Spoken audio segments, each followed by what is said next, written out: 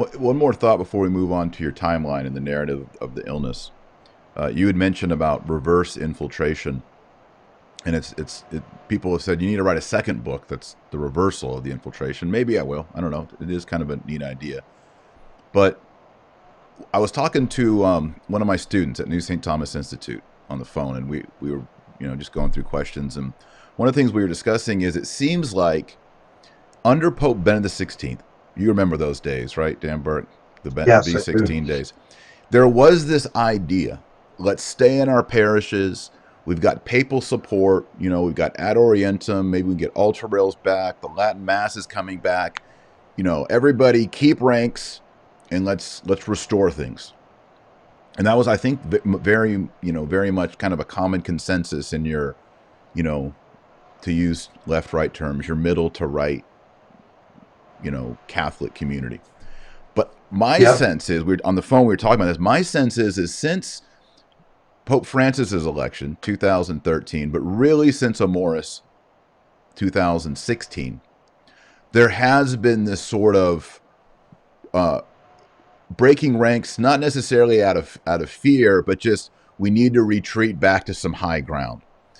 And so I Yeah. think what I've kind of noticed talking to people is everyone who was more of the let's all stay in our parishes and try to change the parishes. We've seen a lot more people say, forget that, I can't, I got kids. I think it's different for empty nesters, but I got kids, and we're seeing people flood the Fraternity of St. Peter, Institute of Christ the Yeah. King, even SSPX. Like, people are no longer feeling that they have the cover to stay and fight in a parish that could tip either way. Do you think that's accurate? I do, and I don't begrudge them for doing it, especially if you've got kids. Mm-hmm. God be praised. Both of my oldest are desire. My go to desire to go to a Latin Mass parish. My daughter's sings in a very devout parish that does Novus Ordo, that does Ad Orientem, and if she had her way, if she didn't need the funds for singing, she'd be going to the Latin Mass. My oldest son goes to the Latin Mass, and I've encouraged them to do that. And I think I also think that instinct is legitimate, that you described, and valid. Uh, the only thing I wouldn't want to do, the two qualifications, we've already stated them. One is if you can and make progress, do that, but not if you've got kids, because the cultures are just too sick usually. But I don't want to abandon good priests. Yes. I know so many good priests who are in the Novus Ordo community, or the ordinary form community. And I would hate to see those guys abandoned, because they need a consensus of support, usually, to overcome the criticism of their fellow priests, sometimes the criticism of their bishop. And gosh, do not leave these guys hang out to dry. They have probably faithful priests in the ordinary form under a bishop who doesn't support them. That is a nightmare of epic proportions that I would never want to be involved with. So please support those guys. But yeah, you're right. And I don't, I think I also would say, to add on to that, if you're in a parish where you don't think you can make any headway, and you prayed about it, and you talked to your spiritual director about it, and within driving distance there's another one that's faithful, Yeah. go support that faithful Yeah. priest. Yeah. So it's just not, it's just tough. We're in tough times. The decisions are not easy. Right. Yeah, it's what I call the Great Catholic Migration. It's happening. People are even driving 1 hour, 2 hours. I think the main difference is the kids. It's the kids. Yeah, I want to you support got to this protect the great kids. priest at this parish, but then I also have 5 kids in tow, right? And so it's when you have the kids and you have to catechize them and form them, and they have to go through their first communion and the confirmation and all these difficulties and these hoops that could be scandals to them.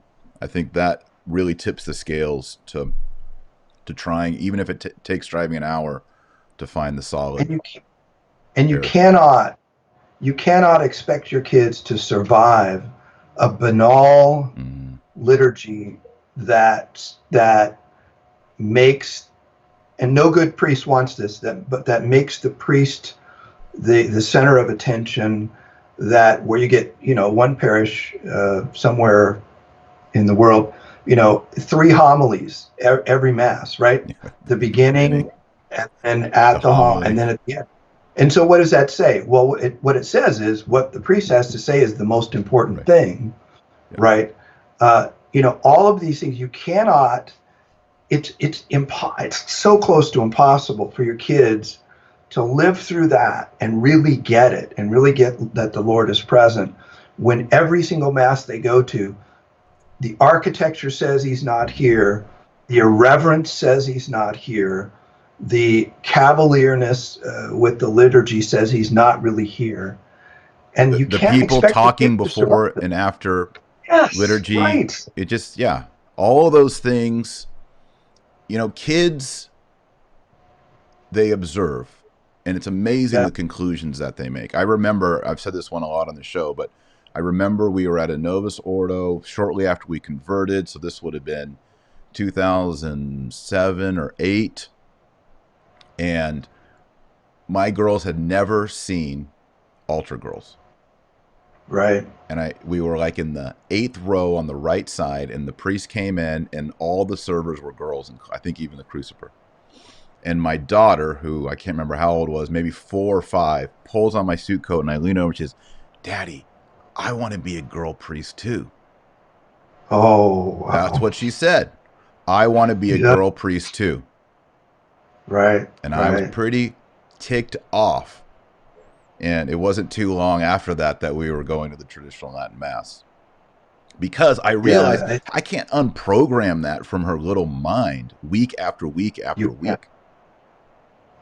I mean, I can try, Yeah, but yeah, picture's worth 1,000 words. She saw that. She made a yep. conclusion. She not only made the conclusion of women priests, but also that she wanted to be one. Now, nowadays, she's And not like that. Thanks be to God.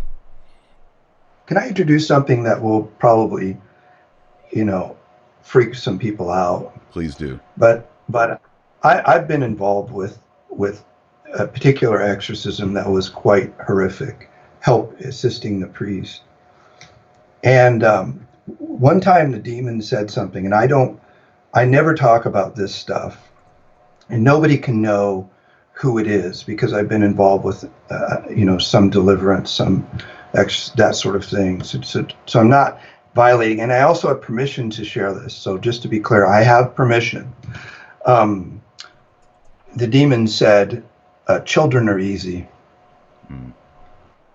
and it sent chills down my spine. It just about brings me to tears when I don't know. You're a theologian, I'm not, and I don't know if you've studied this or not, but I believe some of the most powerful demonic forces are nested in the liturgy because of it's the worship of God, Mm. and it's the place where we meet God. So I believe there's more demonic energy in Mm. the realm of liturgy than in many other places. And so I think that, when that happened with your daughter, Mm-hmm. I don't know that she came to that just from her own. Right. So she came to it from external stimulus, Mm-hmm. but I don't have any doubt that a demon said to her, you could be a priest. Yeah. And people are going to say I'm crazy, but Yeah. listen, I've lived it. I've seen it. I'm Yeah. not making anything up. I'm not exaggerating a whit. Mm. There are constant forces, and that's why people get. I was called a schismatic, and anti. I get called that every day on Twitter, Dan. Yeah, I don't even care. yeah, anti-magisterium. Oh yeah. You know why? Because I propose that communion on the tongue, kneeling, is what we should do. Yes. And that's been a teaching of the church for more than 1,000 years. It's been the norm. It Yes. still is the norm, Yes. right? So now I'm a heretic and I'm a Mm-hmm. schismatic. And I think the reason, and this is an active Catholic who's saying all of this. Well, why is that? Because I believe there's more at stake here. There's attachment, spiritual attachment, pride. I like receiving this way. How dare you question me? There's demonic element that's reinforcing that in the person. And I believe that's why division happens so powerfully and quickly around the liturgy, it's because of the demonic element. The only other place I've seen that strong of a demonic kind of pull, push, issue is with the infiltration of non-Christian Eastern spirituality, people getting attached to things like yoga and centering prayer and that sort of thing. I had somebody yell at me who said, "I've been practicing centering prayer for 20 years. How dare you?" I'm going, well, gosh, I mean, it certainly hasn't resulted in any holiness in you. Yeah. And I didn't attack you, so, Right. but this overreaction reveals unbelief. It reveals attachment. It reveals demonic presence. It reveals just a very twisted, dark environment. So I think the decision you made as a father was exactly right and exactly perfect. I'm out of here because I can't spend enough time undoing what my kids will see and be affected by. So that's why I would be exclusively Latin Mass community if I were in your position. There's no doubt.